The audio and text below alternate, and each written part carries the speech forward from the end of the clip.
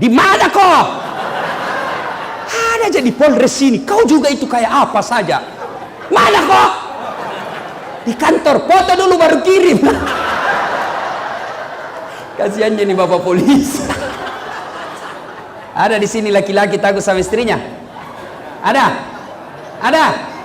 Berhenti kau jadi laki-laki cilaka.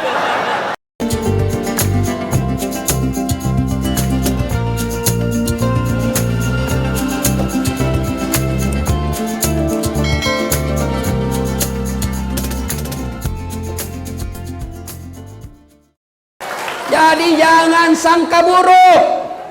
Wahai caleg-caleg, kalian sudah jual uang, jual sawah, gadaikan sertifikat rumah, sudah jual mobil, pasang baleho, sosialisasi, tidak terpilih, sangka baik. Bisa jadi 2 tahun yang akan datang diperiksa jaksa, ternyata satu kantor terlibat semua korupsi, masuk penjara, bonus 10 tahun penjara. Allah tidak mau kalian masuk penjara sehingga kalian tidak lolos jadi caleg. Saya 2013 ikut pilkada di Makassar, Pilwali Makassar, 10 pasang calon. Saya tidak jadi menang. Dia bilang orang kalah Ustaz, tidak, cuma yang menang lebih banyak suaranya dari saya. Ini namanya sangka baik. Belum tentu dia kalah saya. Alhamdulillah, saya tidak jadi wali kota, tapi saya jadi ustadz keliling kemana-mana ke seluruh dunia. Coba kalau saya jadi waktu itu, paling di Makassar saya terputar-putar. Sangka baik. Bapak anggota kepolisian dikirim ke sini, sangka baik. Jangan sangka buruk, sangka baik. Inilah tempat yang terbaik. Sangka baik. Enak itu kalau orang sangka baik. Ibu-ibu jangan sangka buruk sama suami. Suaminya dijadikan tahanan kota. Baru 1 jam pergi suaminya menelpon, di mana kau Pak? Pelan-pelan kau dengar semua teman. Di mana kau? Ada jadi Polres sini. Kau juga itu kayak apa saja. Mana kau? Di kantor. Foto dulu baru kirim. Kasiannya nih bapak polisi. Ada di sini laki-laki takut sama istrinya? Ada? Ada? Berhenti kau jadi laki-laki cilaka. Apa mau takut sama istri? Nah semua gaji tak ambil. Coba Pak, belum bisa saja naik itu gaji, dia sudah tahu. Coba bekerja sama bendahara. Coba semua gaji kita diambil, dicicilkan mobil, dicicilkan rumah, bajunya semua kita belikan, sampai gencun cilaknya kita belikan, tawasnya pun kita belikan. Masa kita mau takut sama dia?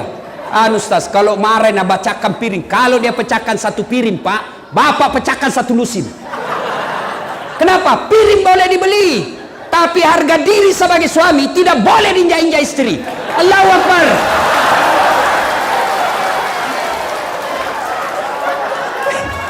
Berani Pak polisi? Mana ada polisi tidak takut sama istrinya? Tidak ada itu polisi tidak takut sama istrinya. Itu Ibu Bayangkari, dede sakang Pak. Nah bilang temanku, sebenarnya itu polisi Ustaz tidak takut sama istrinya. Cuma ini istri suka melapor sama istrinya komandan. Dan komandan juga takut sama istrinya.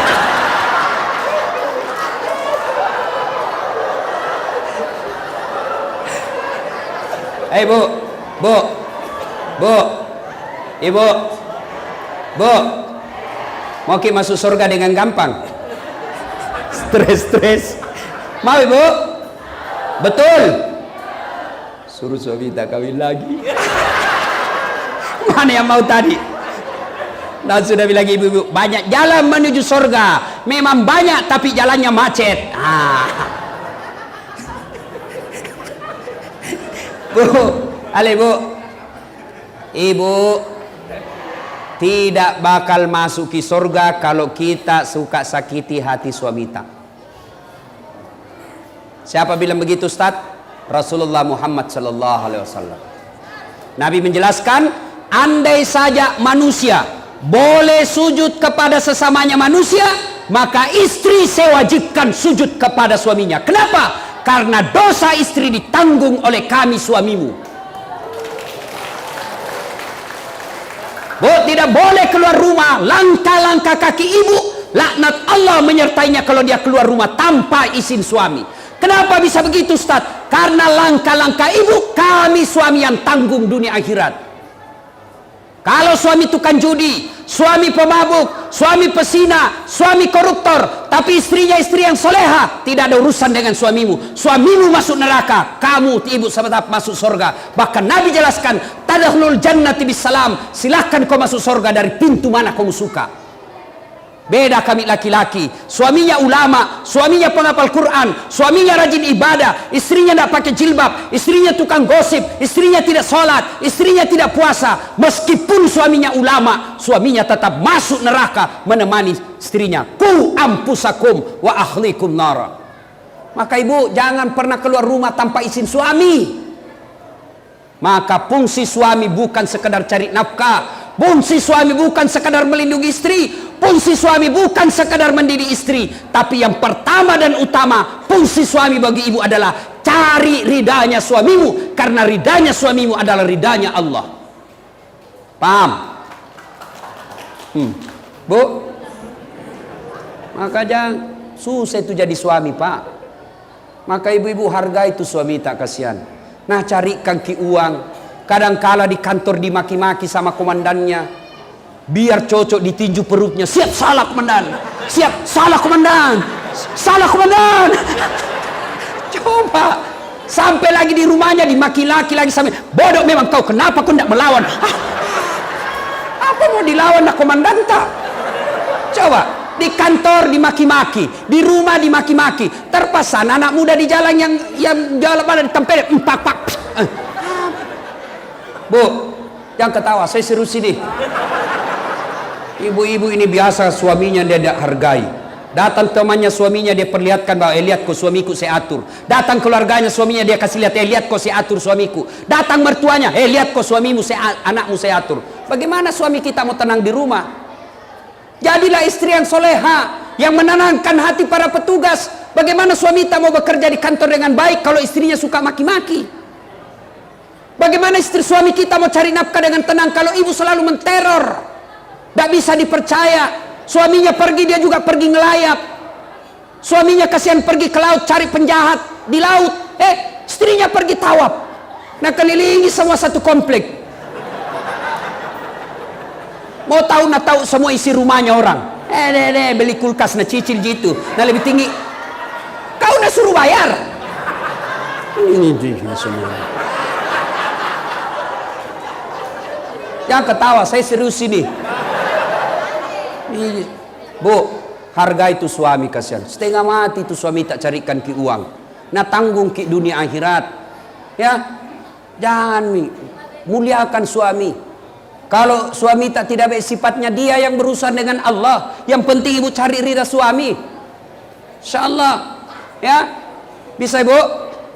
Coba ki kalau pulang kodong ini suami tak pengamanan pemilu. Stres terus, ada orang demo suami tak lagi, bukan dia yang punya masalah, tapi dia dihadapkan dengan pendemo, padahal pemerintah yang bikin masalah. Berhadapan dengan dilempar, sampai di rumah dimaki-maki sama istri, mau makan tidak ada makanan. Bagaimana suami tak mau semangat?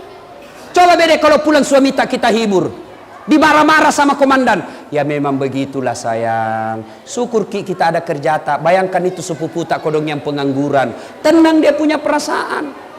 Pulang suami tak kita sambut, assalamualaikum kakandaku Arjunaku. Pulang suami tak kita sambut dengan lagu, bila kamu di sisiku, hati rasa sahdu. Marah-marah suami tak kita menyanyi saja, insaflah wah. Itu lagunya ibu-ibu dulu. Tidak ada majelis taklimnya, tidak ada baju seragamnya, tidak pernah ikut pengajian, tapi sopan sama suaminya. Coba sekarang ibu-ibu bukan lagu-lagunya begitu. Apa lagunya? Yo ayo, yo ayo, yo ayo apa? Ayo poligami ya. Ya, pulang suaminya tidak pernah rapi-rapi, daster tinggi sebelah, kelihatan tali BH, panjang bulu kalepaknya, ada bedaknya, nak kasih bontek matanya, ndak pakai sisir. Pulang suaminya, nak bilang suaminya, astagfirullah, gorilla. bagaimana kita suami tidak stres? Di kantor kepoluan cantik-cantik, di jalan SPG manis-manis, menyapa dengan sopan, assalamualaikum komandan, bagaimana kabar? Sampai di rumah, wa ilaha illallah, nonton TV di atas kakinya, makan canggoreng, menguap lagi depan suami sambil angkat kete.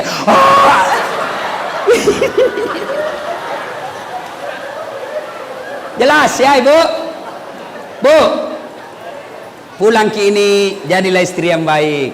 Bagaimana istri yang baik? Mau tidur sama suaminya, dia berpakaian cantik dan menarik.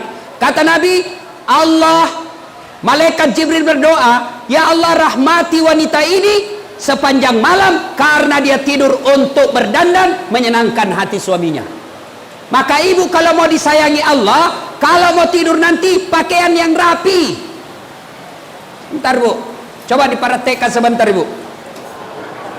Lo pakai baju renang. Besok pulang suami tak dandan memang bagi. Tapi jangan juga berlebihan. Kuncir 3 rambutnya, 2 di samping, 1 di depan. Pakai you can see selop tinggi. Pulang suaminya dia bilang astagfirullah kesurupan. Ya, ibu bapak, saudara-saudara sekalian.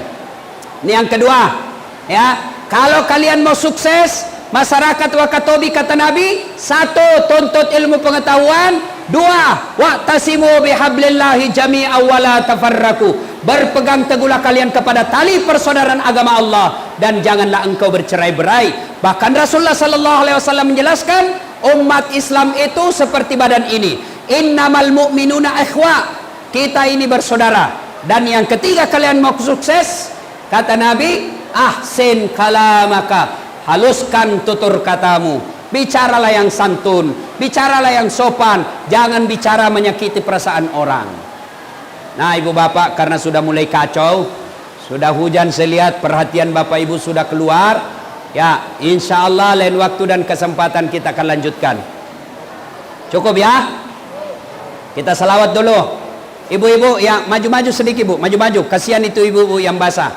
Ya, ya sambil maju-maju kita selawat.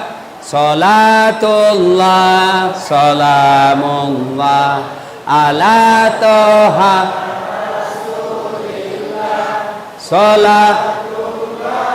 salamullah, yasin habibillah, tawassalna bibismillah, wabil hadi wa kulli mujahidinillah bi ahlil badri ya Allah. Ibu bapak, ini hujan turun. Ada ndak yang bisa jumlahkan, yang bisa hitung itu air yang jatuh berapa tetes? Ada kira-kira? Dengar cerita. Nabi bersama malaikat Jibril. Tiba-tiba Nabi melihat ada malaikat 1 juta jari-jarinya. Berapa bapak ibu punya jari-jari? 20. Kalau ada 19 atau 21 berarti kelainan.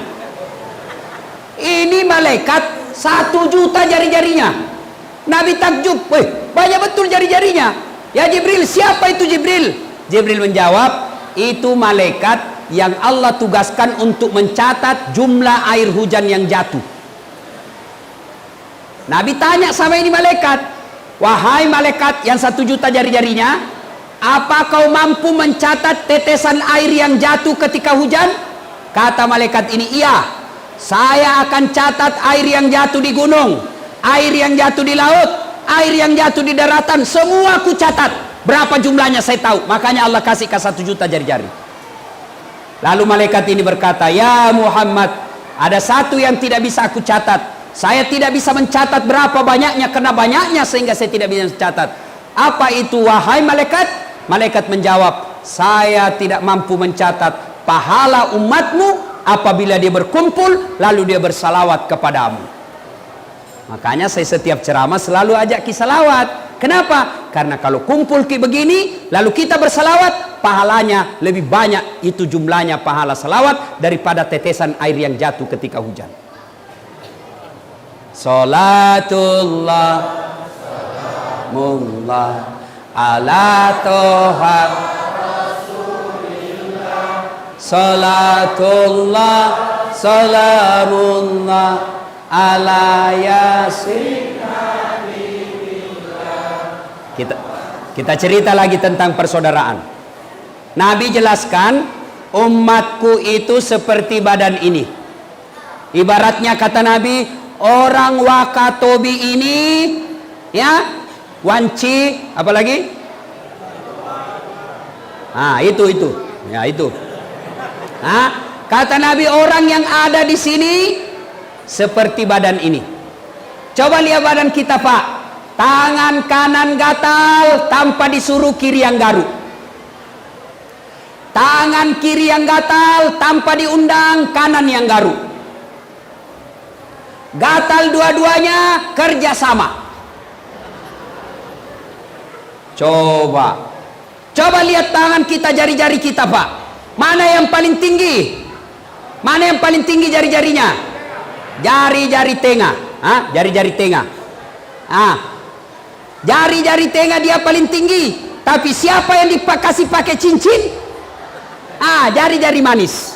Jari-jari tengah, kau paling tengah. Tapi ketika buang air besar, mana yang gosok? Ini enggak bersih.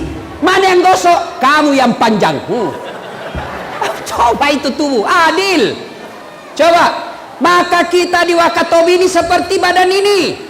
Coba lihat badan, Pak. Satu sakit, yang lain ikut merasakan.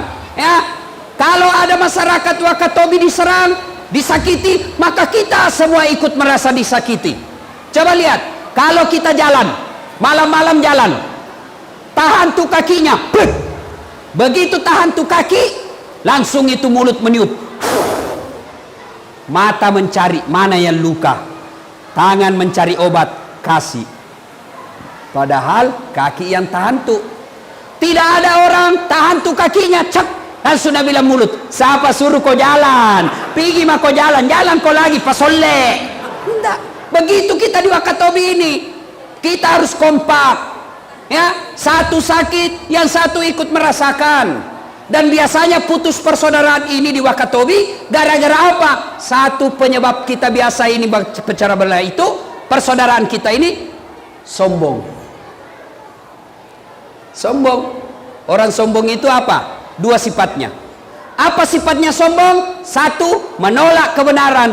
Dua, nganggap remeh orang lain. Itu sombong itu. Kenapa dia sombong?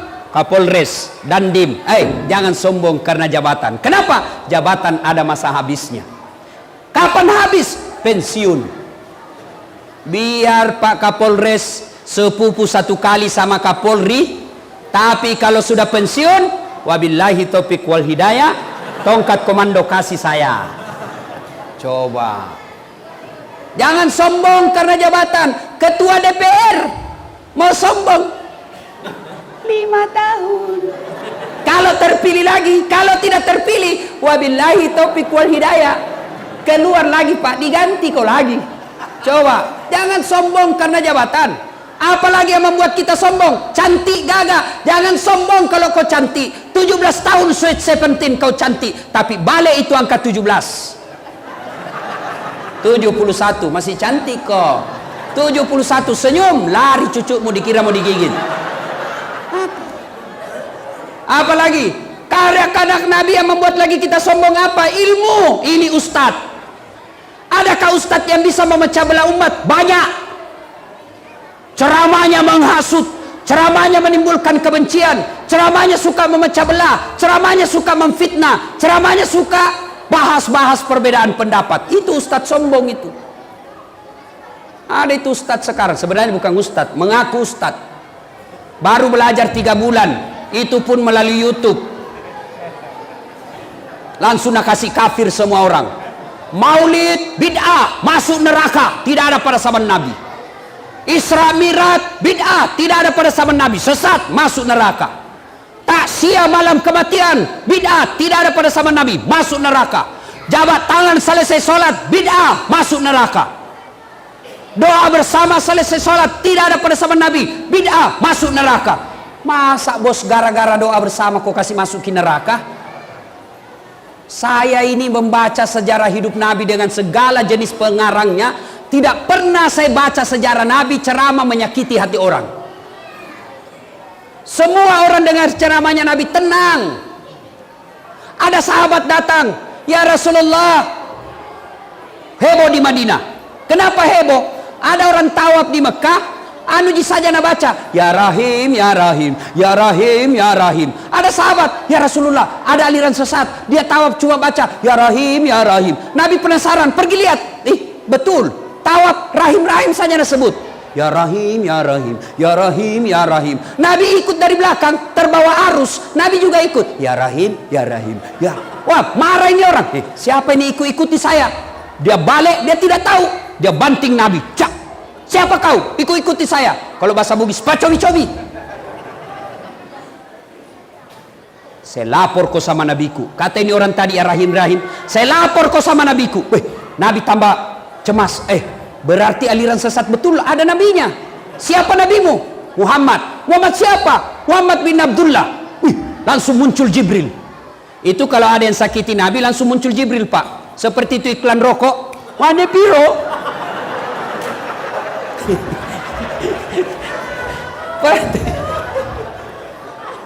Ada yang sakiti Nabi langsung muncul Jibril. Marah Jibril. Banting. Jangan. Kenapa? Kasihan. Dia tidak tahu saya Muhammad. Nabi bilang Jibril kasih tahu. Akhirnya dia kasih tahu. Sayalah Muhammad bin Abdullah. Wih, langsung menangis sini. Ya Rasulullah, maafkan saya tidak tahu, saya orang bodoh. Saya diutus dari kampungku. Tidak ada kasihan orang pintar di kampung saya. Sayalah orang yang paling pintar. Modal ya Rahim, ya Rahim. Mau makan ya Rahim, mau mandi ya Rahim, mau tidur ya Rahim. Itu saja modalku. Kata ini orang, ya Rasulullah, tapi saya sangat mencintaimu ya Rasul. Nabi lalu, ini orang berkata, ya Rasulullah, kira-kira saya nanti masuk surga, kok ajak saya masuk surga ya Rasul? Padahal modal ya Rahim saja. Sudah nak banting lagi Nabi. Coba, ya Rasulullah, kok ajak saya masuk surga? Apa kata Nabi? Saya akan mengajakmu masuk surga karena engkau mencintaiku. Wow, ini orang gembira. Masuk surga, masuk surga, masuk surga. Coba bayangkan. Ini Pak, sudah ada banting Nabi. Modal ya Rahim. Karena cinta sama Nabi, diajak masuk surga. Kita maulid kan karena cinta sama Nabi. Kalau kau tidak mau sebut maulid, ya sudah, bilang saja sirah nabawiyah. Kenapa ada telur? Karena dulu orang-orang Bugis, itu maknanya apa? Kenapa telur? Kenapa telur? Kenapa bukan kelapa? Karena kita berharap orang yang hadir di maulid ini menjadi bibit masa depan orang Islam. Kenapa pakai ketan? Kenapa bukan nasi? Karena diharapkan selesai maulid kau merapat, menyatu seperti rapatnya ini ketan. Itu maknanya. Kenapa songkoloknya kuning? Kenapa tidak warna merah? Kuning itu warna keemasan. Diharapkan selesai kau maulid orang cinta seperti cintanya orang sama emas. Itu maknanya. Sekarang masuk neraka. Tidak ada pada zaman Nabi. Kalau begitu jangan kau ceramah pakai mic. Tidak ada pada zaman Nabi, maka mari kita ceramah tidak pakai mic. Tidak ada mic pada zaman Nabi, mari ceramah pakai. Saudara-saudara sekalian, apa mau dengar? Yang bagus. Bagaimana polisi kasihan tentara tidak bingung, pemerintah tidak bingung. Kamu ceramah menyesat-nyesatkan, akhirnya orang bertengkar, akhirnya masjid ribut gara-gara itu. Jangan. Itulah sebabnya ada namanya imam mazhab. Di Indonesia terkenal imam mazhab 4, di Maroko itu 9 imam mazhab. Coba, yang bagus kau maulid, iya. Kau tidak maulid, iya. Yang maulid silahkan maulid. Jangan kau bilang sesat yang tidak maulid. Yang tidak maulid tidak usah kau maulid. Yang penting jangan kau bilang sesat yang maulid. Selesai. Kau tidak mau berdoa bersama selesai sholat, tidak usah. Tapi jangan kau bilang sesat yang doa bersama. Enak kan kita? Coba enaknya kalau kita semua ini elemen bersatu, ya, kompak, tidak saling menyalahkan, sama Nabi kita, sama Tuhan kita. Soal bagaimana sholat saja kan berbeda-beda orang takbir. Allahu Akbar. Satu meletakkan tangan, satu begini antara dada dengan pusat. 2 di bawahnya pusat, bukan di bawah sekali ya. 3 di atas dada.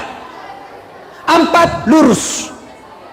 Mau kau begini silahkan, mau begini silahkan, mau begini silahkan, mau begini silahkan. Semua boleh dan ada dalilnya. Mana yang tidak betul kalau kau pakai yang pampanya? Allahu Akbar.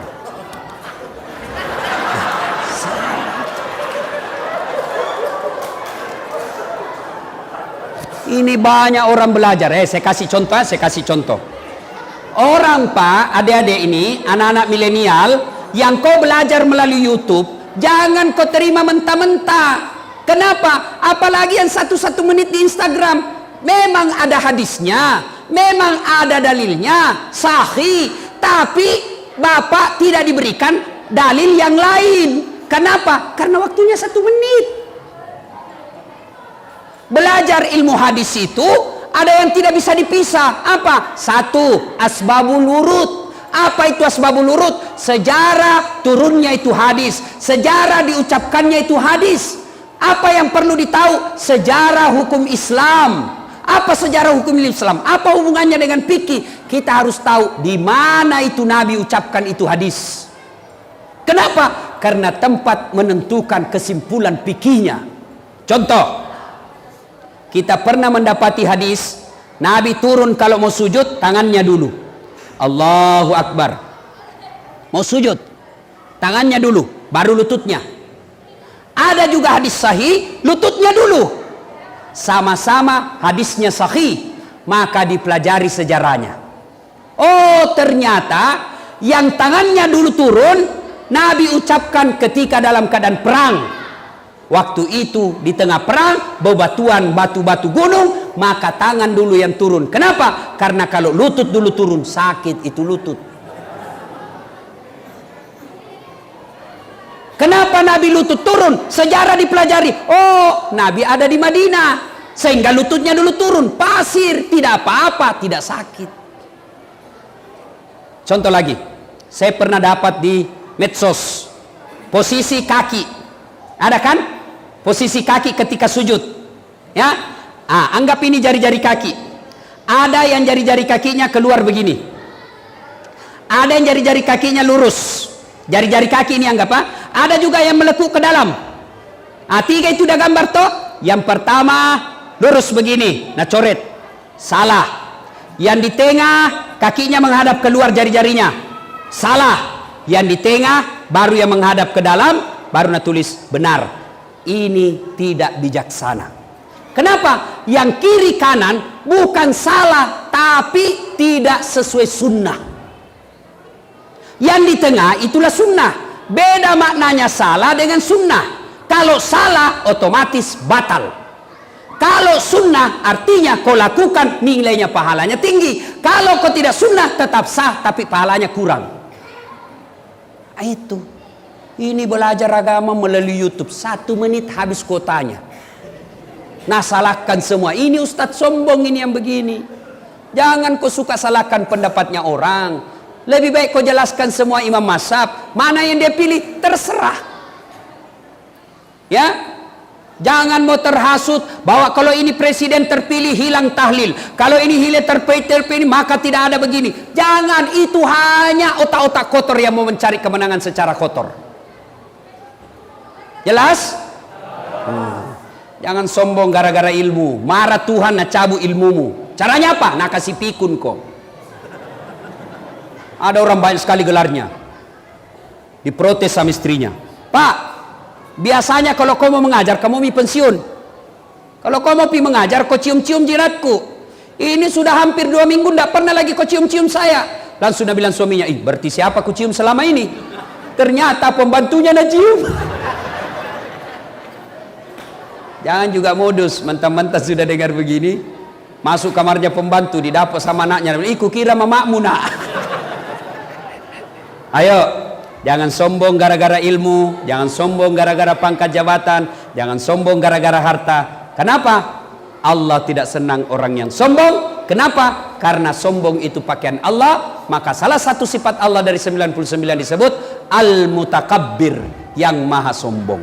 Ibu bapak saudara-saudara sekalian yang Ketiga, yang membuat kita sukses kata Nabi, ahsin kalamaka, haluskan tutur katamu, jangan memaki, jangan mengeluarkan kata-kata kotor. Saya kasih contoh, bapak bersedekah tapi dengan cara kasar, orang tidak terima.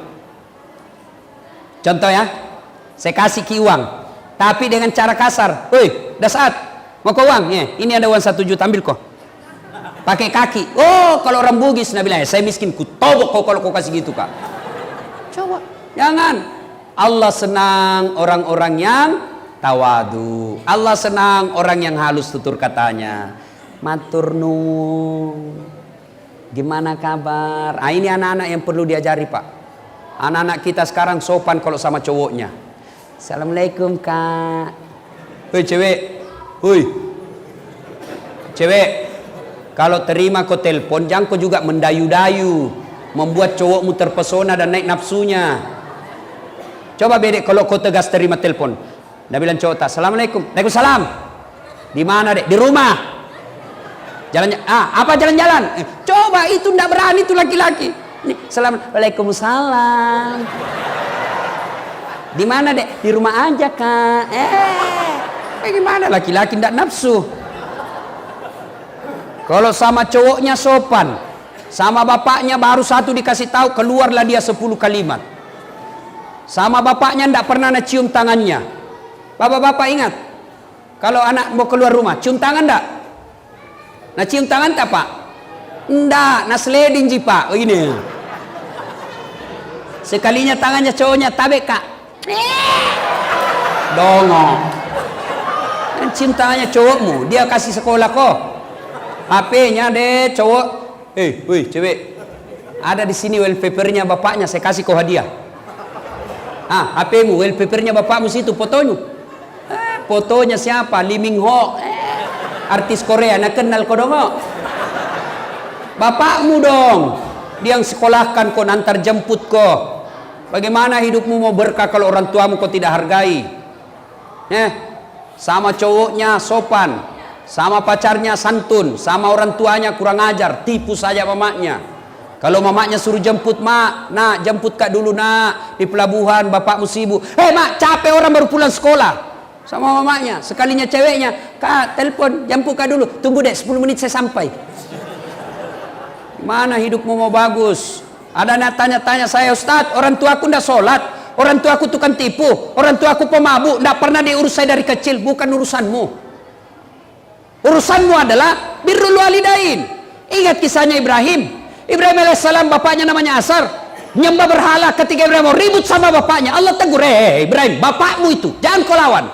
Dia nyembah berhala, ya Allah, bagaimanapun bapakmu, jangan kau lawan bapakmu, kau yang keluar dari desamu. Makanya anak-anak sekarang kalau ditanya kenapa banyak sarjana menganggur, salah satu sebabnya waktu kuliah kasih bodoh-bodoh orang tuanya. Alasan pembayaran SPP, alasan uang kuliah, nah belikan pulsa cewek, nah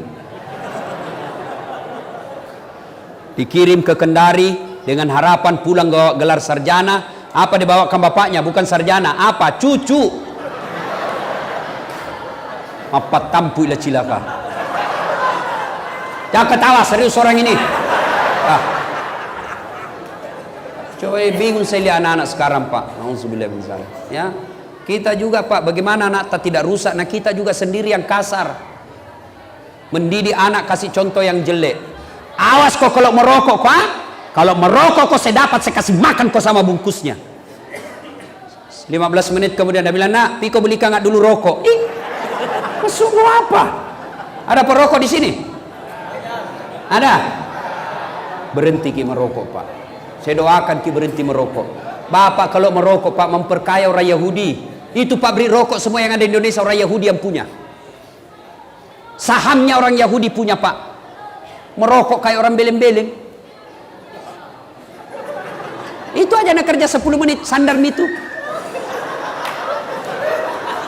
Dong. Sekali-kali isap. Ya ketawa orang serius ini pak. Saya biar ustadz kalau lihat kak ustadz merokok, biar hafal ayat banyak, langsung saya kali 0. Saya kenapa ustadz? Rokok haram. Siapa bilang? Ulama Timur Tengah yang bilang haram. Tidak ada ulama Timur Tengah bilang makruh. hanya ada sebagian Jawa Timur. Ternyata dia juga merokok. Ibu-ibu senang nggak suaminya merokok? Dengar aspirasinya ibu-ibu. Daripada bapak merokok, Nabi bilang nggak jalan otakku nggak merokok, bohong. Buktinya Ramadan jalan di otak tak. Kalau bapak bilang baik itu rokok, besok pagi beli rokok 1 bungkus, panggil anaknya bapak yang paling bungsu SMP dengan istrinya, suruh merokok bertiga di situ. Bapak kalau anggap baik. Tapi pasti bilang biar bapak merokok, kau jangan merokok. Ah? Kenapa? Karena bapak tahu rokok merusak. Nabi bilang temanku sebenarnya itu rokok tidak merusak Ustaz. Yang penting tidak ketemu rokok korek. Pernah dengar iblis ditempelin pak? Iblis ditempelin sama manusia. Datanglah ini iblis, coba ini manusia. Pertama kamar dikasih hamar, kau minum, minggu depan saya datang. Kamar kedua kasih kartu, kau judi di situ, minggu depan saya pulang. Yang ketiga kasih rokok, kau rokok sepuas-puasnya, minggu depan saya datang. Minggu depan datang, buka pintu pertama, baik masih mabuk pak, hebat ini manusia. Pintu kedua, masih main judi, jago ini manusia. Pintu ketiga dibuka, baru dibuka langsung ditampilin, pak, kurang ngajar kau. Kenapa kau kasih rokok tidak ada api?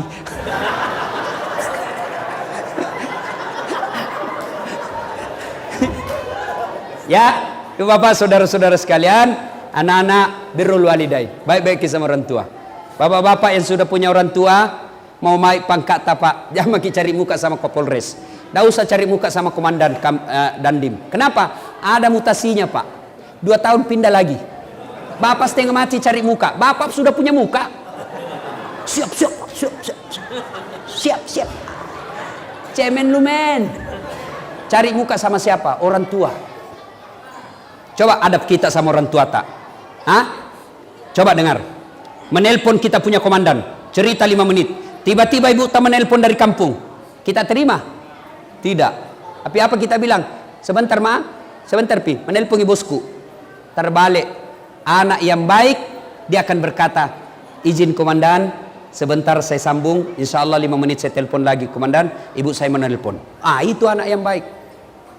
Jangan tak balik, mak sebentar saya telepon ya, menelpon komandanku. Tak balik. Ibu-ibu juga hargai mertua tak. Datang mertuanya baru 5 menit. Kapan ki pulang mak? Ada istri begitu di sini? Ada? Ada? Kalau ada, jangan cerai pak, kasihan jandai. Jadi dia apa Ustaz? Tambah jadi 2. Artinya kalau datang mertua tak hargai, itu anak yang soleh.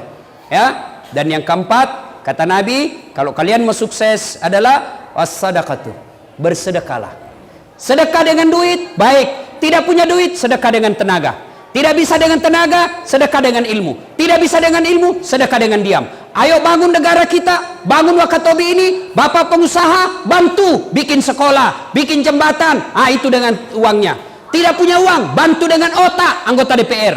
Tidak punya otak karena bukan anggota DPR, bantu dengan apa? Bantu dengan tenaga, menjadi relawan. Tidak bisa juga, diam dengan cara apa? Bantu, jangan banyak bicaramu. Itu pak. Ya, insyaallah. Karena waktu yang terbatas.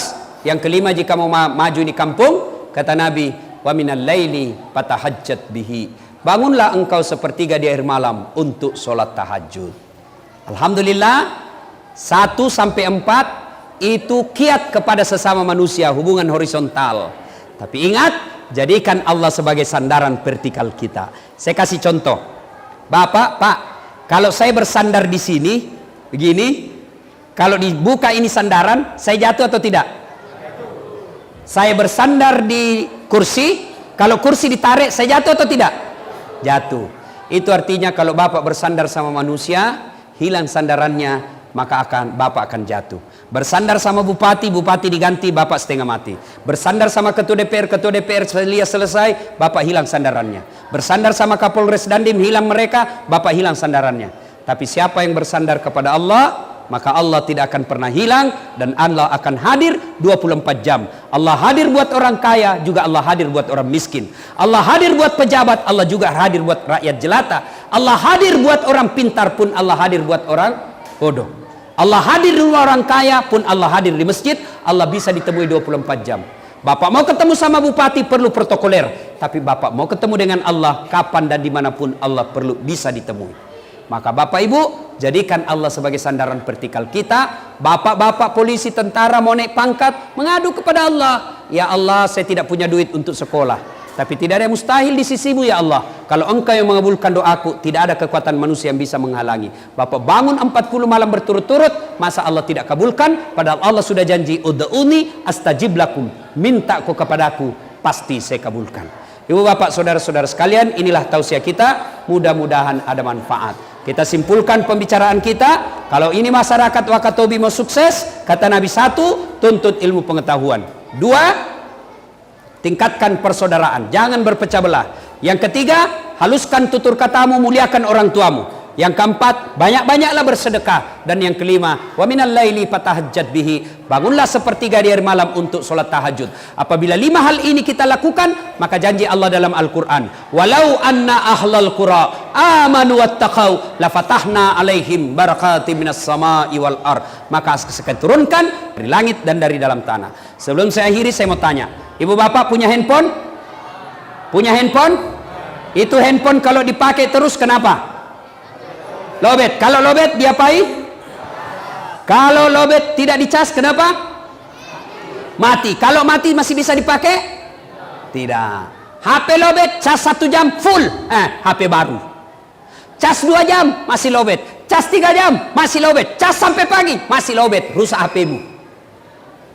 Alhamdulillah, hampir 2 jam ku cas hari ini. 1 jam 45 menit. Kalau bapak selesai dengar ceramah ini, yang tadinya bermusuhan gara-gara pilpres, besok dia baku baik, maka bapak imannya baik. Dia amalkan yang 5 ini, maka bapak imannya baik. Allah janjikan dalam Al-Quran, bismillahirrahmanirrahim, innamal mu'minuna alladzina isa sukirallah wajilat qulubuhum. Orang yang baik imannya akan menjadi penghuni surga. Selesai dengar ceramah, mereka menjadi lebih baik lagi. Tapi sebaliknya, selesai dengar ceramah tetap menyebarkan hoax, tetap berbenci-benci, tetap bermusuhan gara-gara pilpres, tidak mempan nasihat. Bahkan dia bilang, Pak Kapolres, jangan lagi kau undang itu Ustaz Dasat, tidak enak ceramahnya, 5 na bahas saya terus nak kena. Orang seperti inilah yang disindir dalam Allah dalam Al-Quran, wa dhawaun alaihim a'anzartahum am lam tunsirhum la yu'minun. Kau sampaikan ayat Allah, kau nasihati atau tidak, kau sampaikan ceramah atau tidak, la yu'minun, sama saja mereka tidak akan beriman. Bahkan ayat berikutnya Allah jelaskan, mereka lebih hina dari binatang. Kakak saya di kampung jual beli kambing sampai sekarang, binatang kambing. Kalau ada kambingnya nakal suka ganggu temannya, nah bilang jual itu. Sampai di pasar dijual tidak laku, bawa pulang, potong, dagingnya bisa jadi sate, kulitnya bisa jadi perhiasan, tanduknya bisa perhiasan, ekornya bisa sop kikil, kakinya sop kikil, ekornya sop buntut, lidahnya sop lidah, pipinya sop pipi, semua dipakai. Kambing nakal jual, tidak laku potong, kita makan sama-sama. Kalau ada masyarakat Wakatobi nakal, penghasut, pengangguran, tidak sholat, jelek mukanya, suka mengganggu, bau keteknya, diapain? Jual, siapa mau beli? Potong, siapa mau makan? Inilah yang Allah jelaskan, kalian lebih hina kalau tidak mau dengar nasihat. Ini tujuannya Kapolres bikin tabligh akbar, supaya kita tidak lebih hina dari binatang, dan pemilu aman, damai, sejuk terwujud di kota Wakatobi ini. Kalau ini damai, maka orang-orang Wakatobi sendiri yang akan sejahtera.